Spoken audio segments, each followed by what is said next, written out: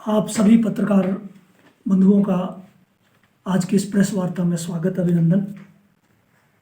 आप सभी को जैसे विकल्प जी ने बताया, राष्ट्रीय प्रेस दिवस की शुभकामनाएं। और कल जो है जनजाति गौरव दिवस था, उसकी भी आपको भगवान बिरसा मुंडा की जयंती के अवसर पर ये आयोजित किया जाता है, उसकी भी आपको बहुत बहुत शुभकामनाएं।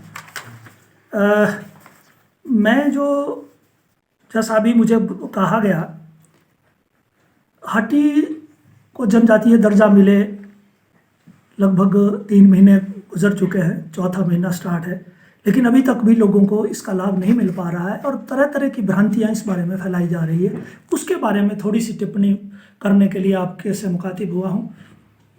सबसे पहले तो हम हिमाचल प्रदेश के उच्च न्यायालय का आभार प्रकट करते हैं कि हमारी एक यहाँ की बेटी ने जो न्यायालय में याचिका दायर की थी, उसे जनजाति का दर्जा उन्होंने माना और उसको इंटरिम रिलीफ देते हुए आवेदन का अधिकार दिया है, जो कि एक रास्ता खुला है सभी युवाओं के लिए। और जैसा विकल्प जी ने कहा कि जिन लोगों ने भी इस बारे में आवेदन करना हो तो वो हमसे संपर्क कर सकते हैं।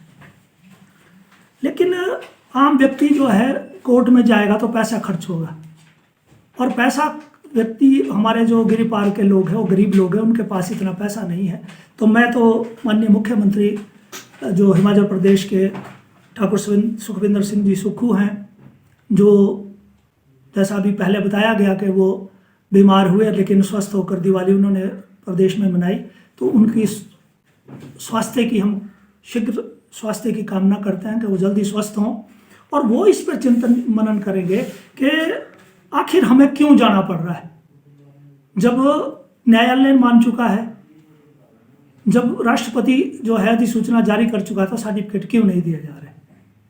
इस मामले में हमारे गिरिपार क्षेत्र से संबंध रखते हैं और प्रदेश सरकार में उद्योग, आयुष और संसदीय कार्य मंत्री हर्षवर्धन चौहान जी, जिनके साथ हमारा दोहरा रिश्ता है क्योंकि वो तो राजगढ़ के जो है वो भांजे हैं, वो जो है कुछ इस तरह की बातें कर रहे हैं, विरोधाभासी बातें कर रहे हैं। शिलाई में जब पहली खुमली हुई थी, उसमें उनके जो वक्तव्य थे आप लोगों ने सुना होगा, उन्होंने कहा था कि मैं जो है इसके लिए राजनीति भी छोड़ने को तैयार हूँ। लेकिन अब पता नहीं क्या कारण है कि किन बदली हुई परिस्थितियों में जो है स्वतः ही इस बात को ये कह रहे हैं कि हाटी होने से तो बहुत लाभ नहीं होना है। और वो ये कह रहे हैं कि कंट्राडिक्टरी है ज्वाइंट सेक्रेटरी का और राष्ट्रपति का जो अधिसूचना है।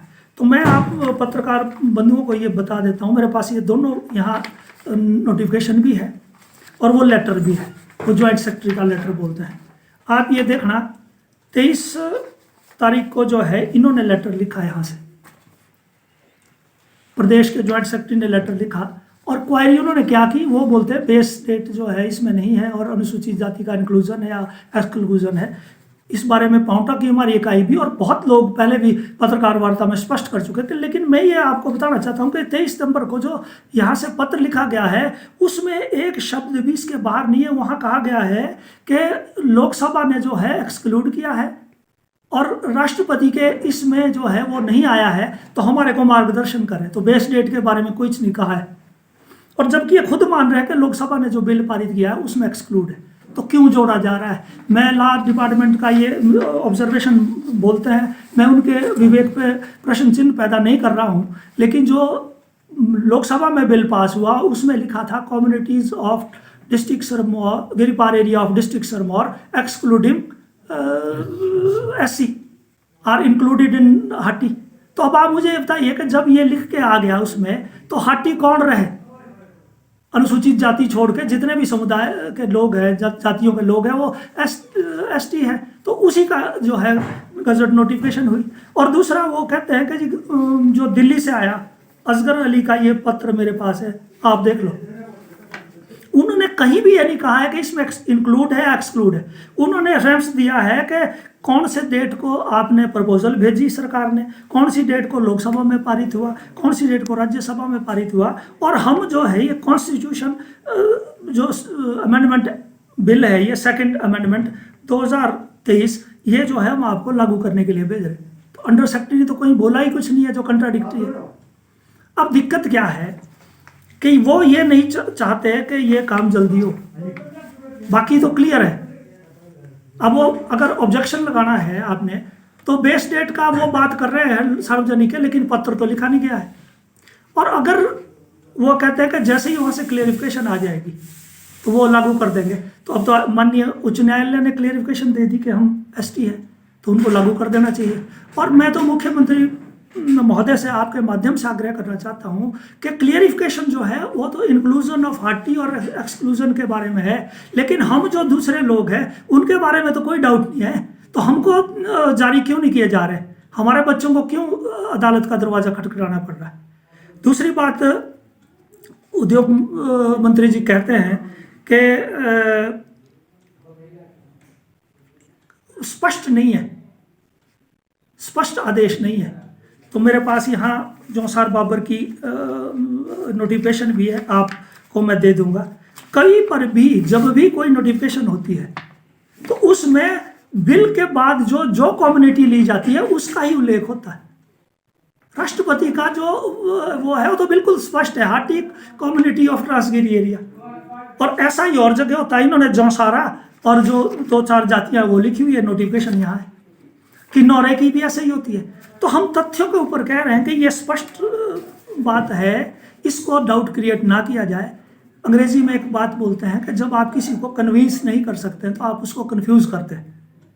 ये जो है जब अपनी बात को नहीं कर पा रहे, क्योंकि पहले ये बोलते थे हम हट्टी के लिए तन मन धन दे देंगे, आज प्रदेश के प्रतिष्ठित भूषण ज्वेलर्स इस फेस्टिवल सीजन में ग्राहकों के लिए लाए हैं गोल्ड फेस्टिवल धमाका। इस योजना के अंतर्गत ग्राहकों को आभूषणों की खरीद के साथ साथ लाखों रुपए के आकर्षक इनाम जीतने का भी मौका है।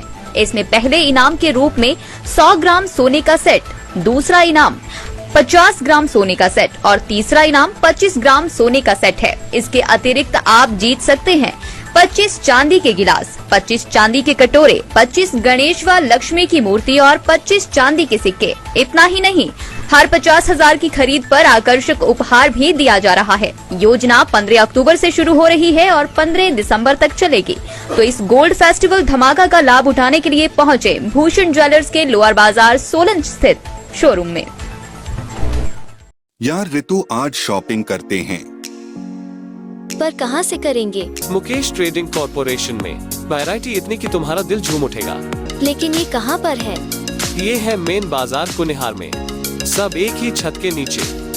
अब इधर उधर क्यों जाना जब अपने शहर में सब कुछ मिल रहा है, वो भी बढ़िया और अपने बजट में। तो चलते हैं शॉपिंग करने मुकेश ट्रेडिंग कॉर्पोरेशन में। तो सुना आपने, आज ही आइए अपने शोरूम में। मुकेश ट्रेडिंग कॉर्पोरेशन में सस्ती खरीदारी करके लाभ उठाएं। एक बार सेवा का मौका दें।